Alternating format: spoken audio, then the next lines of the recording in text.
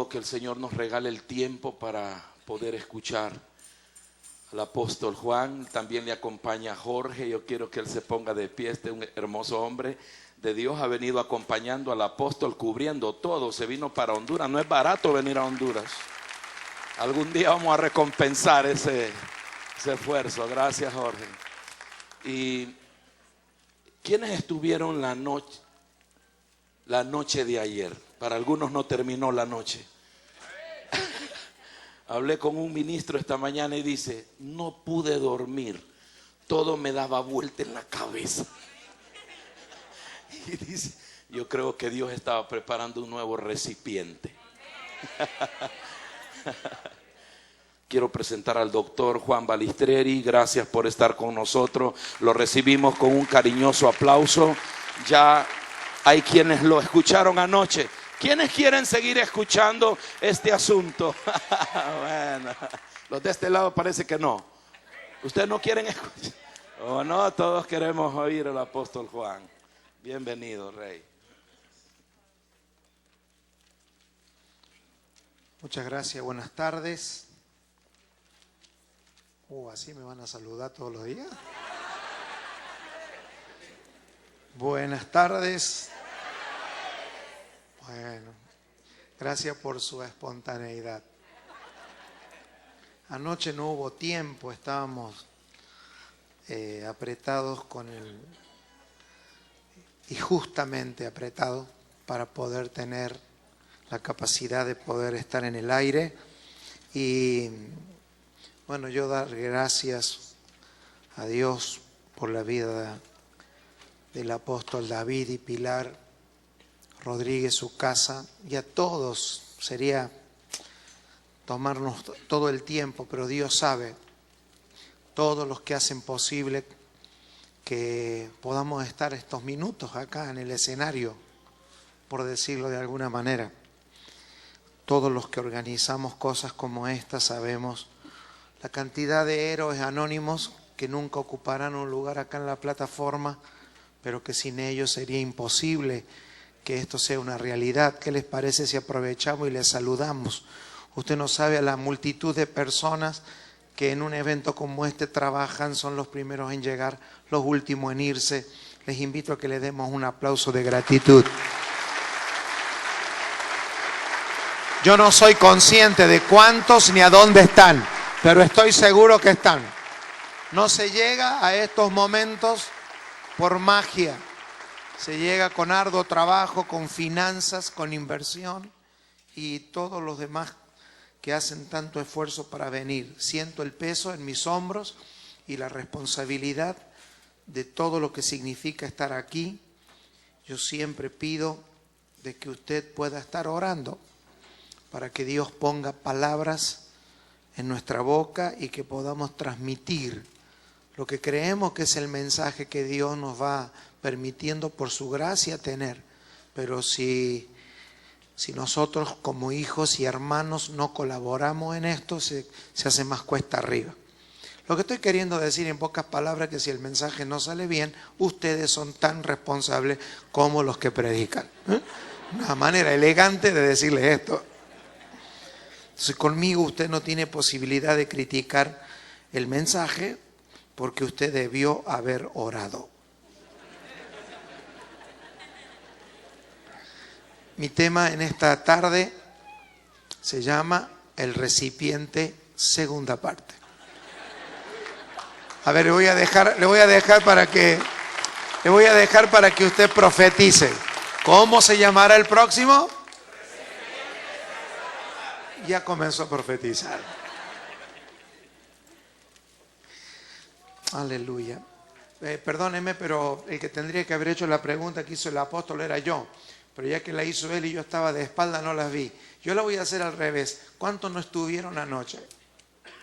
¿Cuántos no pudieron estar?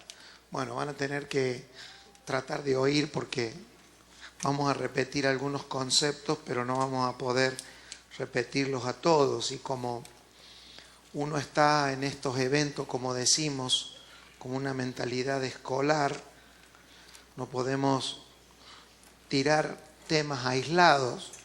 Yo no hubiese creo que no hubiese hecho esto de hablar sobre este tema si hubiese estado solo un día y teniendo que ministrarle a toda una audiencia como ustedes. Pero uno toma esta libertad en el Espíritu porque comparte esta plataforma con otros ministros de la palabra que sabe que el Señor se las encarga de que nos vayamos con el paquete completo. Entonces, es mi convencimiento que el Evangelio del Reino de Dios está altamente determinado por el recipiente de quienes lo reciben. Yo estoy convencido de eso. Estoy convencido por muchas cosas. Primero, quiero darle la tranquilidad, que siento eso en mi espíritu. No bastaría con decirle, no, yo creo, y contarle una experiencia. Yo no vine a usted a contarle una experiencia. Alguna experiencia solo serviría si ayudara a ilustrar una palabra. Pero la teología experiencial no es contundente. La teología experiencial ha demostrado que las experiencias de los cristianos son hasta por allí no más efectivas. Nosotros más bien queremos que sea Dios el que nos revele su palabra. Entonces, las experiencias de cada uno de nosotros, nuestras experiencias privadas, lo dije, nuestras experiencias privadas, ya los agarré distraídos, no siempre ayudan a lo que Dios quiere revelarnos como cuerpo. Entonces vamos a hablar acerca de el recipiente, la segunda parte, y por qué es importante entender la comunicación del Evangelio. Estar expuesto ante una palabra revelada de Dios, o que Dios está por su Espíritu queriendo revelar a su pueblo. Es muy importante entender algunas leyes de la comunicación. Si usted está anotando, anote esto. Oímos palabras, pero pensamos en imágenes. Oímos palabras, pero pensamos en imágenes. Si yo a usted le digo A, usted no va a tener demasiadas imágenes. Pero si yo le digo a usted automóvil, usted ya está pensando en ¿qué? ¿En la palabra o en un automóvil? Y si yo le digo a usted automóvil rojo, ¿cuántos están pensando en un automóvil rojo? Si yo le digo a usted un automóvil rojo con el motor encendido, usted ya está oyendo el motor. Porque usted no piensa en palabras, piensa en imágenes. Y luego, si usted quiere comunicar eso, está pensando en imágenes, pero tiene que comunicar con palabras. Por eso el ministerio de la palabra es algo serio. Pablo decía, oren para que Dios ponga palabras en mi boca. Pablo no pedía oración para que Dios le diera un mensaje, él lo tenía. El problema no es tener el mensaje, el problema es tener las palabras que puedan encapsular el mensaje. Y esto no es por Dios, esto es por los hombres que las tienen que oír, las personas.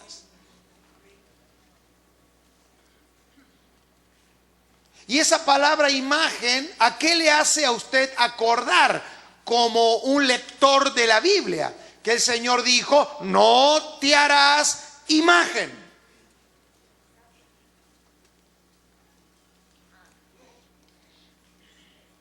¿Qué significa no te harás imagen? Que usted y yo no tenemos derecho de oír una palabra de Dios con una imagen que no esté a la altura de lo que estamos oyendo. Aquí hay tantas maneras de oír como personas hay acá. No le digo nada si hubiera personas de diferentes culturas. Cada uno oiría. Estaríamos oyendo el mismo sonido, pero estaríamos entendiendo cada uno conforme a la imagen. Mire, yo dije auto, móvil. o carro, no sé cómo le dirán acá, y rojo. Pero yo estoy seguro que si su cabeza reflejara lo que usted pensó, cada uno vio un auto diferente.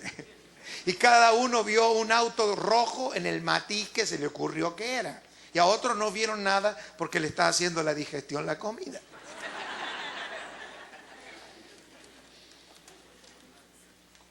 Así que dígale al que está a su lado, si alguien no te entiende cuando hablas, no es un problema de sonido, es un problema de imagen.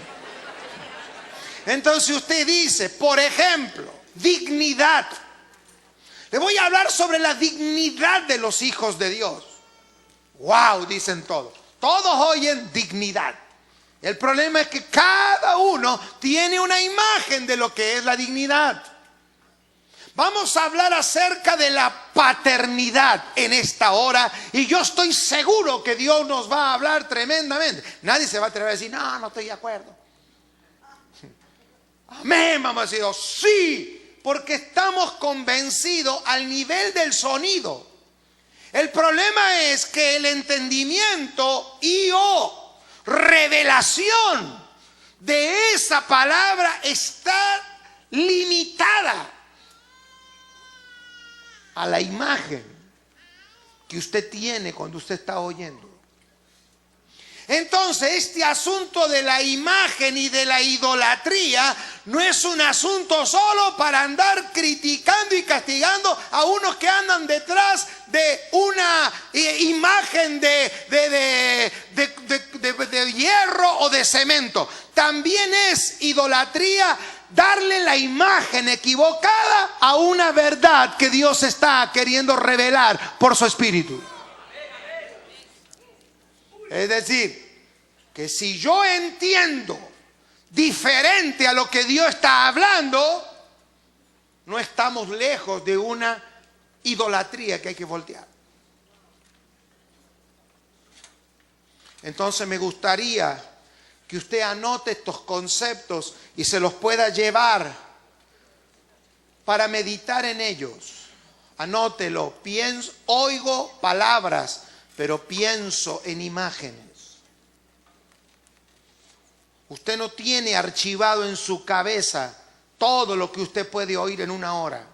Todo lo que usted va a oír en una hora, cuando llegue a su casa y le pregunten, ¿de qué habló? Más si es varón, va a decir, no, habló del amor. Hablaron eso de lo apostólico. Hablaron de no sé qué sé yo, del reino. Eso es todo lo que se habló en una hora y media. Entonces la capacidad de poder luego retransmitir aquello que oímos es un asunto espiritual. Ahora, ¿en qué corre peligro la manera en la que yo veo lo que está pasando? ¿Cuál es el peligro de tener una mala imagen de lo que yo estoy oyendo? Significa que como generación y como recipiente, que es el tema que estamos desarrollando, tenemos una altísima responsabilidad de tener la imagen de lo que oigo a la altura de lo que se dice. A eso le llamamos que Dios ha revelado su palabra a nuestro espíritu, que puedo pensar en la imagen de lo que estoy oyendo. Por eso Cristo es la palabra por fuera, pero también es la palabra por dentro. Si habla Cristo, no puedo pensar otra cosa que Cristo.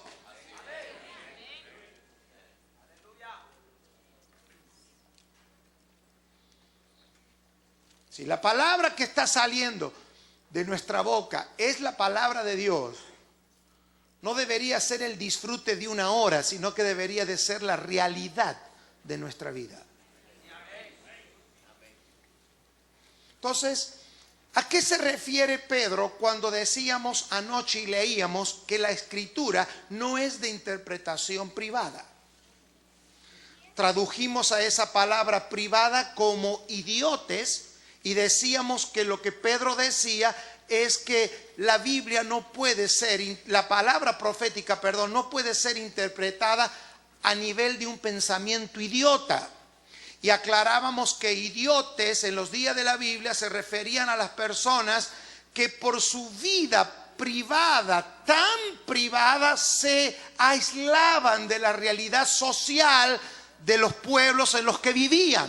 Eran personas que eran sacadas de la vida pública porque en realidad estaban tan ocupados en sus asuntos que no podían intervenir en los asuntos que hacían a la vida de la ciudad. Entonces Pedro dice: señores, el evangelio, la palabra profética no es de interpretación idiotes, no puede ser interpretada por alguien que está tan metido en sus asuntos que no puede entender que el evangelio del reino de Dios viene para ser interpretada como un cuerpo, porque jamás existirá un individuo con vida privada que pueda contener todo el consejo de Dios para la edificación del cuerpo de Cristo. Ahora, esta es lamentablemente, y tenemos que decirlo así, solo para ilustrar la realidad por 2000 años de la iglesia. Es decir, que si yo fuera el diablo, incentivarías a que tengas una vida privada. Quiero decirte cómo pensaría el diablo, porque no ignoramos sus maquinaciones. O sea, si en esta tarde se diría: y con ustedes el diablo, entonces les predicaría el siguiente mensaje: amados, porque diría: amados, mire, si fuera el diablo, Dios los bendiga a todos. Hay quien dice amén. Tome al hermano que está a su lado y dígale: Dios está con nosotros. El diablo no tiene ningún problema con su introducción, cosa que usted se embale creyendo que todo viene de Dios. El tema que a la hora de hacerte aceptar a Cristo te diría: acéptalo como tu Salvador personal.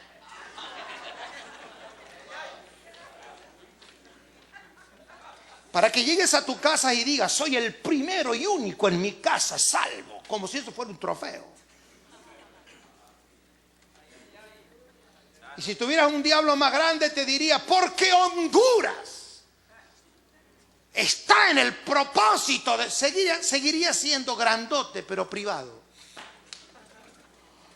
El asunto que Dios está trayendo a través del reino es de que toda raza, lengua, nación, en una generación, desde el niño que está naciendo hoy y desde el viejito que se morirá esta noche, tiene que haber lo que efecto corporativo, porque la revelación de Cristo no entra ni en una iglesia grande ni en un creyente maduro, entra en una generación. Por eso David sirvió a su generación y vio corrupción, pero el Hijo sirvió a su generación y no vio corrupción, porque se impartió en todos aquellos que creyeron. La manera de que la iglesia no se corrompa antes que tú te vayas de esta tierra a los 120 años es que te asegures que todo lo que te rodea tiene el mismo acceso a la vida de Cristo como la que tienes tú, el predicador y el pastor.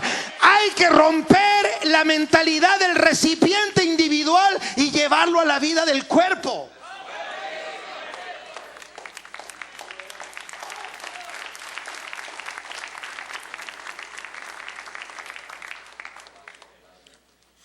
$500 años antes de Cristo, la palabra idiota y la palabra ostracismo eran sinónimos. Estamos hablando del recipiente. Dígale que está a su lado: el recipiente. Hay dos cosas que no nos podemos dar el lujo en nuestra vida: el ostracismo y la idiotez, tomado desde el tiempo de la palabra. Cuando algún montón de sabios gobernantes en Grecia consideraban que alguien tenía un pensamiento diferente a lo establecido, se juntaban en algún lugar de las ciudades de Grecia, rompían unos pedazos, como decir, de jarrones como estos, los rompían, y con los pedacitos que había, por ser jarrones, eran cóncavos, y allí se ponía el nombre: vamos a votar para ver a cuántos quieren que saquemos de la vida pública a este que está viniendo con pensamientos que nosotros no manejamos en nuestra ciudad. Entonces se juntaba la plana mayor, entonces se juntaba el liderazgo de las ciudades, votaban como padres de la democracia, votaban y sacaban a las personas que pensaban diferente. A los poderosos filósofos de la época y se los llevaba al ostracismo. La palabra ostracismo, como usted verá, viene de ostra. ¿Por qué? Porque el botito que era puesto en un cerámico era redondo. Entonces se tomaba esa persona y se la sacaba y se la trataba de idiota, diciéndole el diferente mensaje: no puedes pensar diferente a lo que está establecido. Entonces allí había había una especie de mezcla perfecta entre idiota y ostra. Se era idiota por decisión. Sí, yo me voy a dedicar a lo que a mi vida privada. Y el otro que quería participar de la vida pública, aparecían los líderes y los tiraban al ostracismo. De toda manera el fin era el mismo: prohibido pensar. Esta cultura griega, 500 años antes de Cristo, preparó de alguna manera el escenario para que cuando el evangelio del reino fuera predicado por Cristo y por los apóstoles, ese pensamiento en una cultura greco-romana, porque si hay algo que los romanos no pudieron cambiar de Grecia fue exactamente esto. Los griegos fueron conquistados militarmente, pero nunca pudieron transformar de fondo, y hasta el día de hoy, esta realidad del mundo que piensa. Entonces, ¿cuándo el evangelio no solamente llega por Cristo? ¿Cómo puede ser que Jesús se daba unos mensajes en públicos tremendos? ¿Y quiénes eran los que no entendían? Le andaban agarrándole a Jesús una palabra que había dicho. ¿Para qué? Porque si el recipiente está en un estado de idiotez u ostracismo, aquello que Dios quiere revelar no se puede revelar. Eso pasa en el día de hoy en las naciones de la tierra. En Argentina se habla de democracia, pero todo el mundo sabe que tú no puedes públicamente decir todo lo que piensas sobre algunos asuntos, porque inmediatamente los elementos de manipulación política o los medios de comunicación siguen alimentando este espíritu. Y lo peor de todo es que, y acá es el punto, es que eso afecta directamente el pensamiento de los hijos de Dios.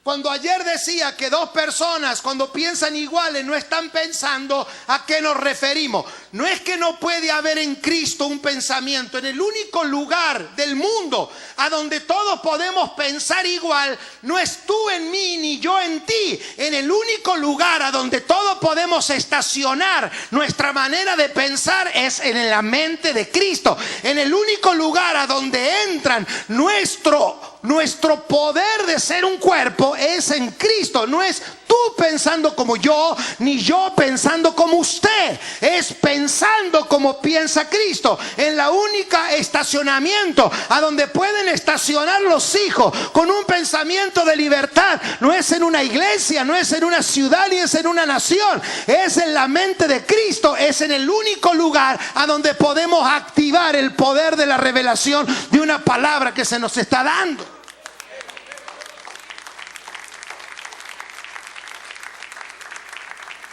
Dos tipos de creyentes son el recipiente del evangelio: los que determinaron llevar su vida privada El típico creyente que viene a la iglesia, escucha los mensajes, compra todos los CD. Y luego cuando termina el mensaje o al otro día te manda un mensaje, no sabe qué bien que me hizo la palabra. Porque yo después de esa palabra voy a ampliar mi negocio, hermano. Yo después de esa palabra que yo oí, yo siento que Dios va a usar mi vida y empiezan a aparecer los mí y los míos. La primera palabra que aprende un niño, mío, mío, mío, mío.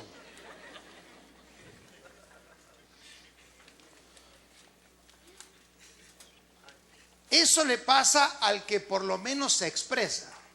Después está el otro, que cuando oye algo que no va con lo que tenía en mente, porque todos hemos traído una imagen a este congreso, y aunque sabemos que siempre Dios se sale con algo que yo no sabía, revelación no es que usted ahora sepa algo que usted no sabía. Revelación es si estamos dispuestos como recipiente derribar todas las imágenes que hasta ahora no nos han servido para producir aquello por lo que el evangelio nos ha sido dado.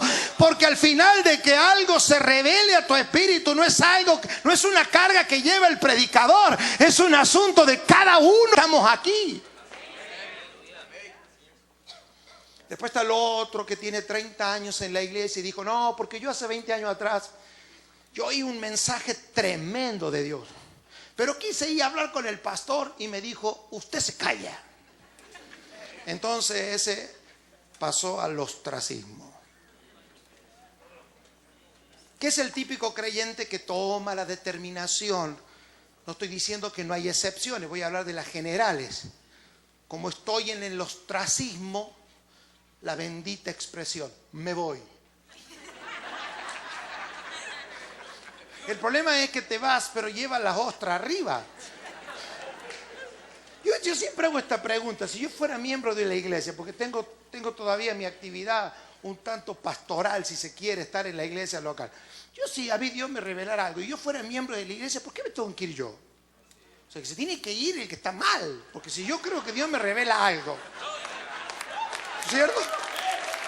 Yo no estoy diciendo que no hay una inmigración o una inmigración que sana el cuerpo, pero aún para eso debería de haber una claridad en mi espíritu, porque si no, estamos generacionalmente transportando el me voy. El problema es que hoy te vas de la iglesia, mañana te vas de tu casa, mañana te vas del matrimonio, mañana te vas de la ciudad y mañana te vas del país y nos seguimos yendo transportando una sentencia que se debe de romper en nuestras vidas, porque para eso el Señor nos hizo libre. La verdad te hace libre en el sentido en el que tú no estás aquí para pensar como piensa otro predicador, sino que por la palabra ser llevado al pensamiento que es en Cristo. Y al salir de mi pensamiento, tú y yo no tenemos que encontrarnos en la teología. Tú y yo no nos encontraremos nunca siendo uno en el pensamiento filosófico. En el único lugar a donde tú y yo seremos uno es en la mente de Cristo, y desde allí es que la iglesia va a producir la manifestación de su reino. Pero los miedos que hay en las personas.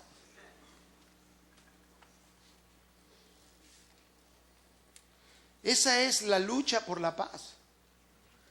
Curioso, ¿no? Esa es la batalla de la fe, entre otras cosas. Algo que no hice hincapié anoche por razones de tiempo y aire es que tenemos también la palabra más segura, a la cual hacéis bien estar atento como una antorcha que alumbra. Pero mire esta expresión. Yo creo que usted me está siguiendo y está en 2 de Pedro 1:19. Acá hay una palabra que es clave, a donde nos vamos a quedar en los próximos minutos echando fundamentos para el próximo mensaje, que se llama recipiente 3. Entendiendo primero esto. Siempre en el ánimo de alguien que ha sido encomendado a predicar el evangelio, lo esencial que va a ser predicar el evangelio. con todo lo que eso significa. Pero el apóstol Pedro, el viejo Pedro, el anciano Pedro está diciendo que primero hay que entender esto, porque esa palabra primero, uno, no son accidentales, son patrones de entendimiento. Si usted quiere, llámelo como un rudimento, pero nunca viene mal hacer y asegurarnos que desde abajo nadie en estos días salga de este lugar entendiendo algo más o menos, sino que lo que nos sirve es esperarnos unos a otros. Y si alguno tiene que bajar del quinto cielo, si lo hay, al primero, por amor de que seamos todos, pues lo haremos. Claro que no vamos a estar haciendo toda la vida esto, pero entendiendo el escenario donde estamos, entendiendo primero esto, ayúdeme diciéndolo, hay algo que va primero. Y si va primero, va primero. Y si va primero, está antes que el segundo.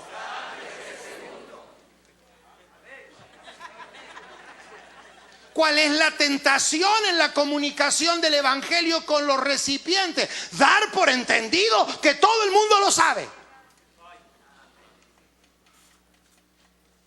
Entonces usted está hablando de unción. Tiene que explicar media hora si es del antiguo o del nuevo pacto. Cada uno recibe. Hablas de Elías, hablas de Moisés, y cada uno tiene una imagen.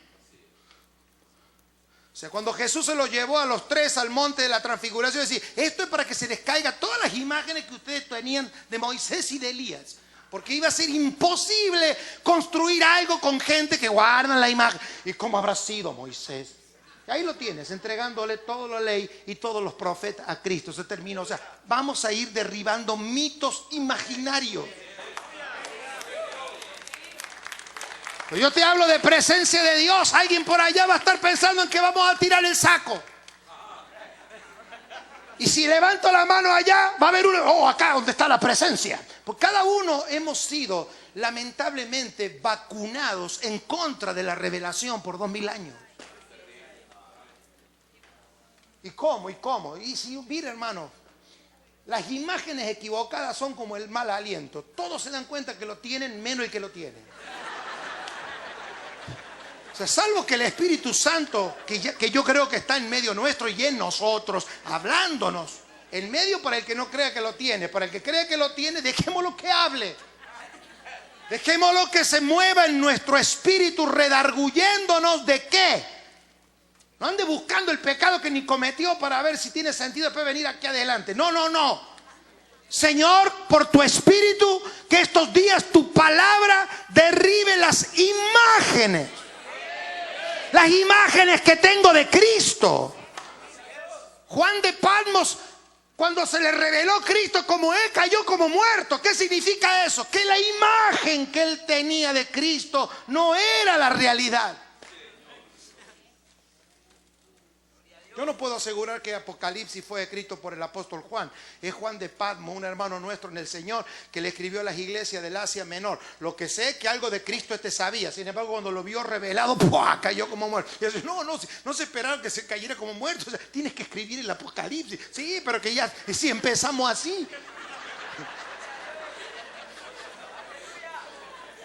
Ahora digo yo, estamos preparados no como creyentes, estamos preparados como generación. Le hablo a usted, mi pastor o apóstol o líder o hermano añadido hace poco al cuerpo de Cristo. Estamos listos para que todo lo que se nos va a impartir este día no se termine muriendo en una casilla de una imaginación propia. ¿Estamos dispuestos a que Dios nos revele a Cristo?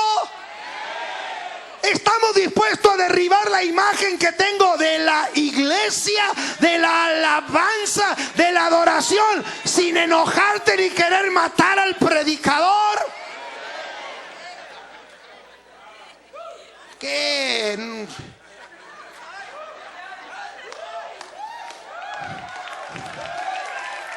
Puesto que cuando se use la palabra familia, ninguna de tus imágenes familiares salten como una estructura que se levanta con altivez. Eso yo ya lo sé. Usted y yo no sabemos lo que tenemos que saber, ni de Dios, ni del Padre, ni del Hijo, ni del Espíritu Santo, ni de la familia, ni de dones, ni de iglesia. ¿Sabes? No lo estoy diciendo de una manera de menosprecio. Te lo digo con la evidencia. Mientras que el mundo siga ignorando a la iglesia como un referente en la sociedad, hemos de tomar la determinación de arrepentirnos, de cambiar. Arrepentimiento es cambio la imagen que yo tengo por aquella que se está revelando por el Espíritu.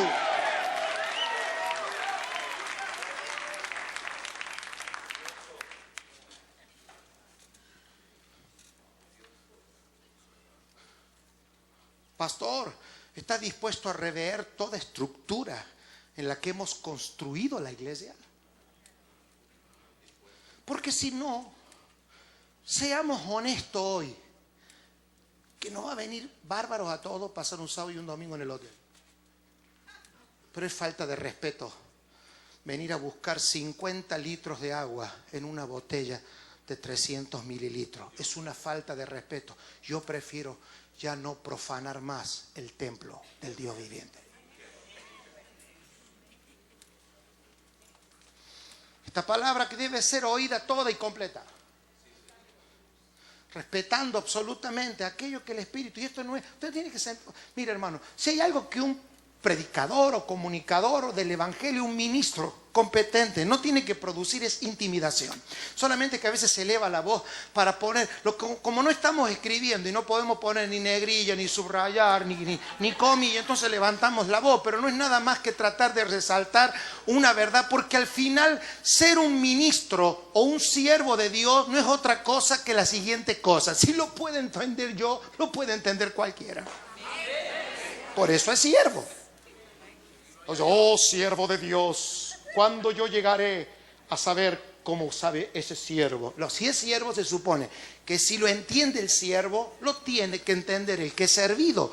Por lo tanto, si los que estamos aquí adelante, por la gracia de Dios, hablando el evangelio, si lo puede entender el que está acá arriba, significa que todo lo podemos. Ya, si no lo queremos entender, es porque estamos agarrados a una imagen. Y si estamos agarrados a una imagen, esa es la idolatría de la que se debe de salir del cuerpo de Cristo. Las imágenes equivocadas que entorpecen la revelación de Cristo para que el reino de Dios sea manifestado en la tierra.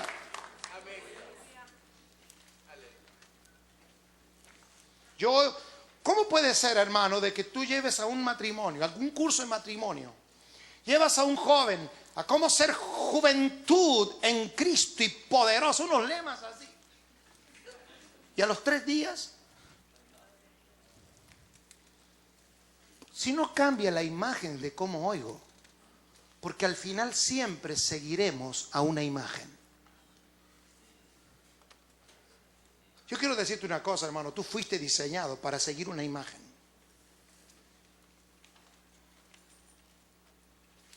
Por eso Dios te hizo a imagen de Él. Si estamos claros en eso, y Dios es, yo tengo la imagen de Cristo, ¿a quién voy a seguir yo? No voy a seguir a Cristo porque el pastor me dio 10 pasos para seguir a Cristo. Es que si Él es mi imagen, si es lo que gobierna mi mente, yo seré un seguidor de Él, por entenderlo de alguna manera en español. Lo seguimos por naturaleza porque estamos en Él, pero en el sentido de la mente, en el sentido del recipiente. Dios no está comprometido a que el mundo siga la imagen de una iglesia equivocada. Eso lo podrán hacer otros cuya motivación son sus propias vanidades, religiones, forma y estructura, pero no con nosotros, que podremos estar equivocados, pero Dios sabe que estamos aquí con un espíritu. Señor, revélate a nuestras vidas. Si es necesario que haya ruido, yo he decidido salir de la idiotez que por decisión tomé. No, yo me retiro de esto, yo no me quiero meter más. Cada vez que me quise meter, pero usted, todas las que usted se metió, no es comparado a lo que venga. Usted no tiene que ser esos creyentes allí en un rincón. Termina la reunión y me voy. como que viene a la iglesia a darse una dosis como para decir me congregué. No se construye lo que estamos predicando con ese tipo de idiotez.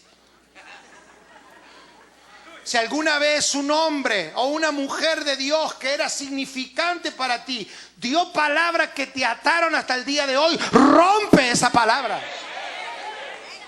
Ese no es Dios. Dios nunca confina a sus hijos al ostracismo.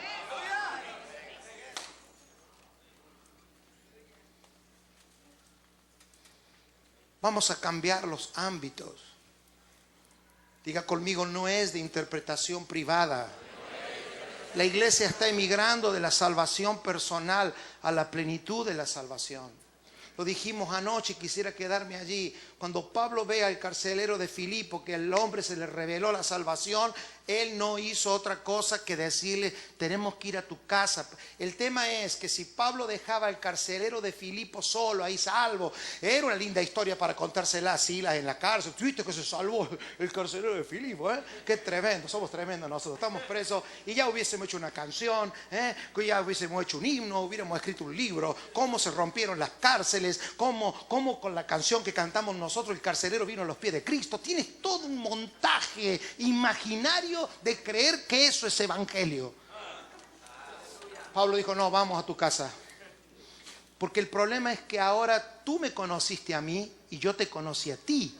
Si yo me vuelvo a la cárcel con un salvo personal, no es el evangelio que yo he anunciado. El evangelio que yo anuncio incluye tu casa. ¿Cuál es la peor historia que puede contar un creyente? Ese que se salva y demora 15 años toda la familia en salvarse. Eso no es un problema si es la voluntad de Dios. Es un problema de imagen. Y si esta palabra viene del Espíritu, yo declaro que en la medida que tú amplíes tu concepto de salvación, se ampliará. Mientras que la imagen de la salvación, si para ti salvación es el 24 de enero de 1833, yo levanté la mano y acepté. Si ese es tu concepto, eso te llevarás hasta la eternidad. Pero si hoy los conceptos e imágenes espirituales se amplían por el Espíritu, lo que salga de tu boca, pero por la imagen de Cristo revelado a tu vida, será. Si para ti prosperidad es 10, será 10, porque Dios está sujeto a la imagen que se ha formado dentro de ti. Revelación viene a romper las imágenes equivocadas del ministerio.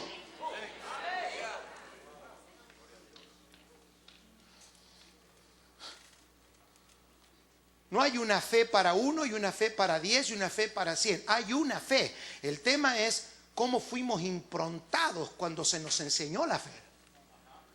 No, esto no tiene demasiada ciencia. Juan de Patmos está tirado viendo la revelación de Cristo y él está escribiendo en su vocabulario. Cuando la gente dice, leo Apocalipsis y me confundo, esa era la mente de Juan. Porque Juan está relatando el Apocalipsis conforme a la Biblia. Juan no está usando otro vocabulario. Apocalipsis es el resumen de lo que usted tiene como Biblia. Nada más que él vio algo y dijo, nube, bestias, números. Pensamos en imágenes. Y él hablaba en imágenes. Estoy seguro que si Juan de Patmos viviera hoy, tendríamos un Apocalipsis con la misma revelación, pero con un lenguaje diferente. Porque hoy no te hablaría de nube, de caballo, te hablaría conforme a la estructura en la que tú estás interpretando una revelación. Para Juan eran caballos, a lo mejor para ti el Apolo 13, el transbordador espacial.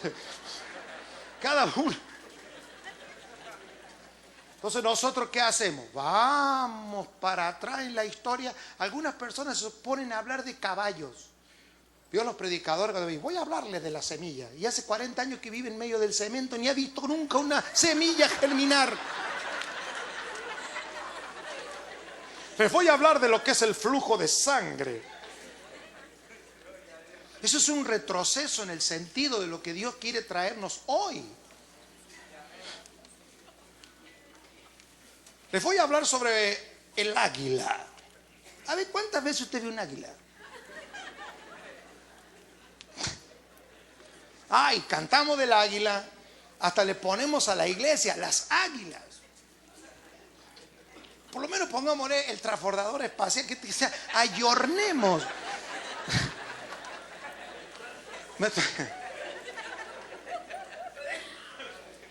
Les voy a hablar en esta hora de la vid. Y lo único que conoce de la vid es el vino. Entonces tenemos que, hermanos, hay un derribar en este tiempo. El recipiente es el que determina de muchas maneras que el evangelio que se predica. Yo que estoy descartando por la calidad de palabra que ya se ha oído y se va a oír, y por los vasos que Dios trajo lleno para impartirse en la vida del pueblo, yo quiero decirle de que esto se produzca y se manifieste, no será mágico.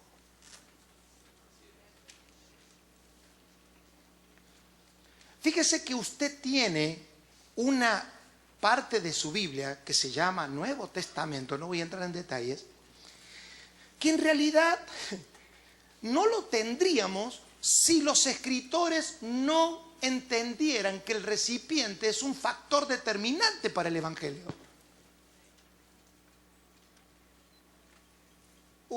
Repito, usted no tendría, ¿cuánto tienen una Biblia? Porque a lo mejor no tienen Biblia. A ver, ¿cuánto tienen? Veo que usted tiene una parte que dice Nuevo Testamento. Y Antiguo Testamento también. Si no existiera en la mente de Dios el concepto de recipiente, no tendríamos esas cartas. Por eso es la carta del apóstol San Pablo. ¿A Dios? ¿A Dios es la carta? Como enseñándole a Dios cómo se hacen las cosas en la tierra. ¿A quién? A los corintios. La carta del apóstol San Pablo a los tesalonicenses. Ahora, ¿de qué se tratan las cartas? Las cartas se tratan de un recipiente que no entendieron en su plenitud el mensaje revelado en el momento en el que se le fue expuesto.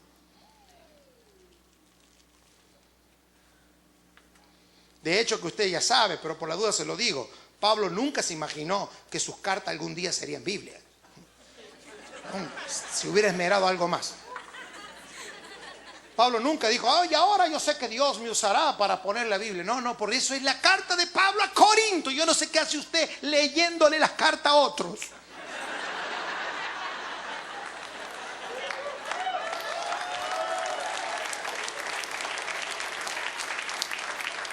Mire, un nieto generacional de Pablo, no un nieto de Pablo, generacional, encontró las cartas de Pablo y las acomodó como pudo. Por eso la carta de los romanos está primero y la de Filemón al último, porque la conducta para ordenar las cartas era de mayor a menor. No hay un asunto doctrinal como yo a veces he oído. Y Romano va primero porque nuestra justificación. No, Romano va primero porque es más largo. Otra cosa. Imagínense, yo he escuchado mensajes sobre la clave de entender primero mi justificación. Y está bien, o sea, si lo va a enfocar por esa, pero no puede decir, porque por eso Roma no es la primera. No, es la primera porque es la más gorda. Entonces eso desacraliza las escrituras, que deberían de ser un instrumento para el recipiente y no un ídolo. Las cartas siempre se ordenaban de mayor a menor. Y este nieto generacional de Pablo hizo eso. Ahora, Pablo nunca pensó que él sería un hombre de la Biblia, imagínese. ¿Usted se lo imagina a Santiago? Si Santiago resucitara hoy, no podría creer. Yo estoy en la Biblia. Porque ellos no escribieron pensando en algo así, allá, algún día. Como le decimos nosotros, algún día alguien creerá. No, ellos tenían un recipiente. Había una cultura del recipiente. Y todas las cartas de Pablo están dirigidas en su gran mayoría a recipientes que por alguna imagen no entendieron lo que se les había dicho cuando se les comunicó el evangelio.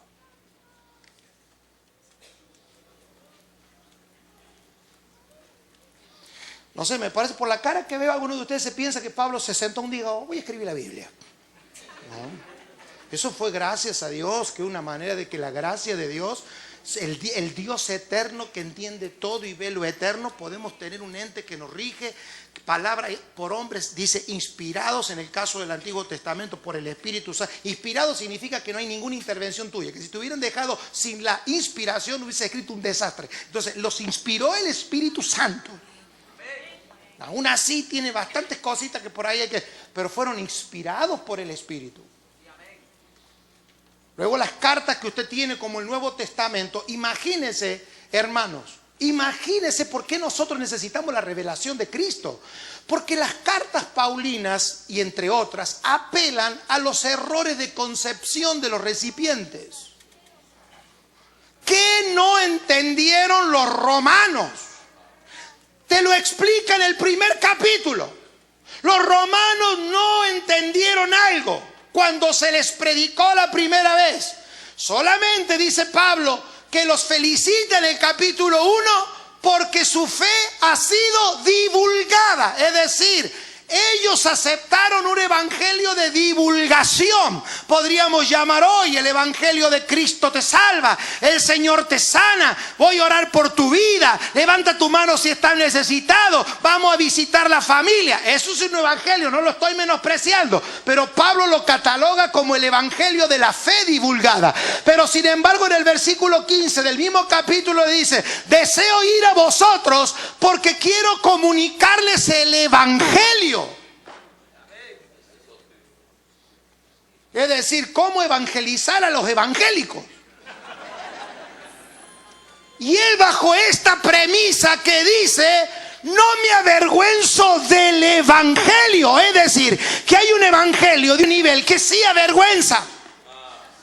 ¿Cuál es el evangelio que se avergüenza, por decirlo de alguna manera? El evangelio en que tú vas, persona por persona, salvando, la vas metiendo en templo, en estadio y en templo. Pero es fe divulgada. Y la fe divulgada no tiene el poder de la transformación de las sociedades. Por eso Pablo dice, he sido estorbado. El diablo, ¿de qué lo estorbó a Pablo? ¿De divulgar el evangelio? No, lo estorbó cuando iba a ir a los romanos a comunicarles que hay un evangelio que no solamente se trata de salvar las personas, sino de tratar de salvar todos los sistemas en los que las personas funcionan.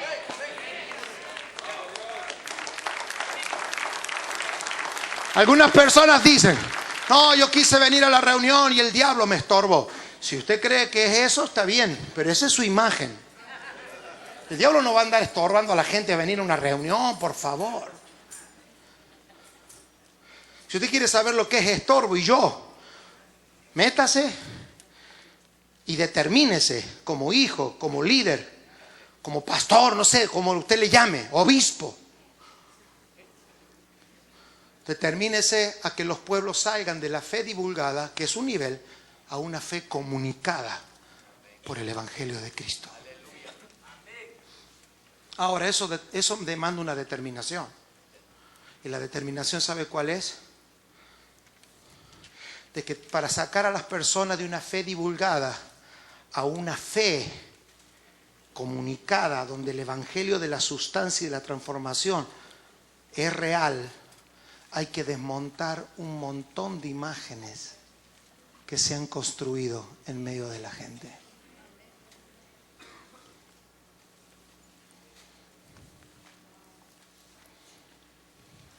Si Dios va a sacar la idolatría de nuestros países, tendrá que sacar las imágenes falsas de la mente de su pueblo. ¿Qué no entendieron los romanos entonces? Que no es solamente ser salvo y a ver cómo entro a una iglesia y conseguir un puestito. Y ahora, gloria a Dios, ahora estoy en el grupo de alabanza y estoy en el grupo de damas y estoy en el grupo y en el grupo y en el grupo. Y defendemos eso como si eso fuese una carta de la coalición Pablo, Silas y Timoteo, que se dedicaron a... Mira, nosotros defendemos cosas dentro de nuestra estructura que no hay forma de defenderla, pero son las imágenes que arrastramos. Y esta es la imagen. Cuando yo vine ya se hacía. Yo vine y ya se hacía.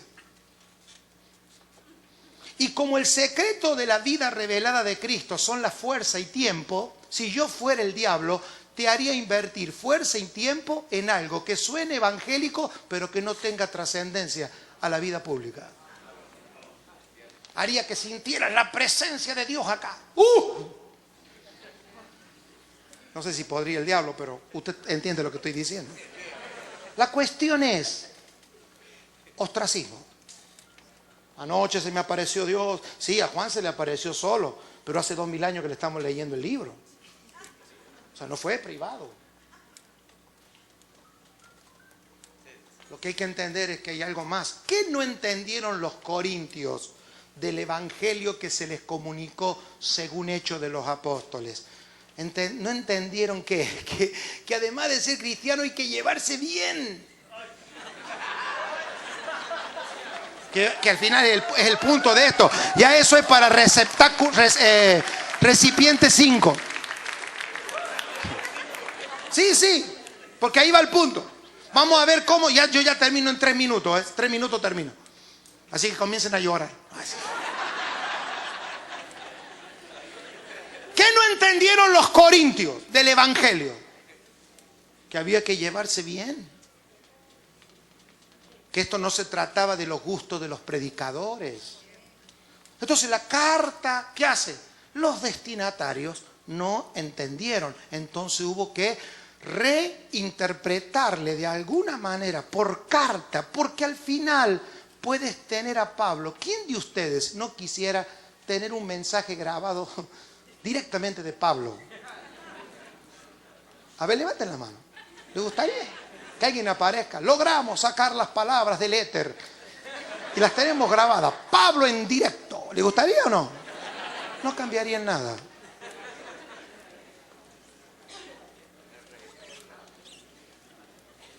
Ellos recibieron a Cristo, pero lleno de separaciones acá.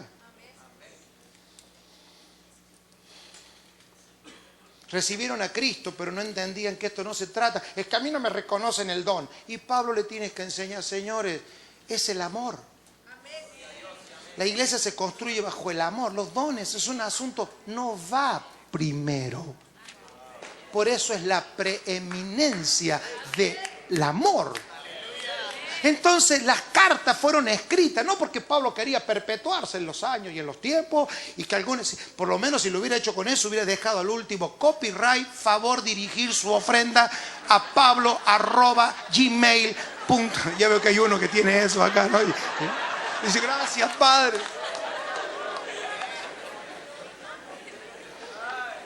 Mírele la cara que está a su lado y dígale, pensar que eres determinante para mi vida.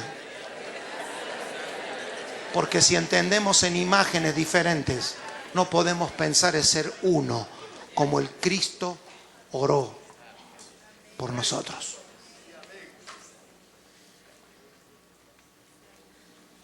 Me gusta mucho la palabra reforma, cuando se la lleva a una palabra como... Usted sabe que en algunos idiomas la F se convierte en H, ¿no? Como hormiga en formiga. Y la palabra reforma es adaptable a reorma. Es tremendo. Esto era para que lloraran. Ahora, ¿qué pasa si yo planteo un mensaje de reforma y cada uno oye en su horma? Que es la idea de la horma del zapato, ¿no? Para que el zapato no se deforme. Es tremendo. Estoy tremendamente inspirado. O sea, aprovecha ahora porque después se va. Reforma. Cuando planteamos la reforma, lo que planteamos es volver a la horma. Póngase la mano en su cabeza. Usted y yo podemos oír millones de mensajes de la reforma, pero la reforma en nosotros no será más grande que la horma que hayamos atrevido a expandir en nuestra mente. ¿Y sabe cuál es la horma para la reforma? Cristo. La reforma solo entra en la mente de Cristo. Mas nosotros tenemos la mente de Cristo. Entonces, ¿cuál es el miedo? Póngase de pie un minuto. Solo un recorrido para darle final al bosquejo. ¿Por qué la carta a los Gálatas? Yo digo una cosa, ¿por qué Pablo no escribió una larga y toda sola? Y no, a los Gálatas, a los Corintios, a los romanos, ahora es a los hondureños, a los argentinos, esa tiene como 10 tomos.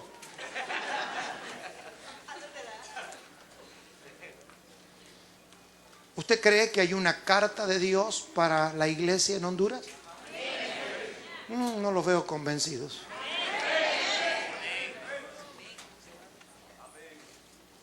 ¿O es que acaso si Casiodoro de la Reina no la lee y no la pone, ya no es Dios? Gloria a Dios por las cartas que tenemos, pero podemos caer en el ostracismo, de caer en esto que caen quienes quieren evitar, que no podrán, porque ya es una realidad. ¿De dónde está eso en la Biblia?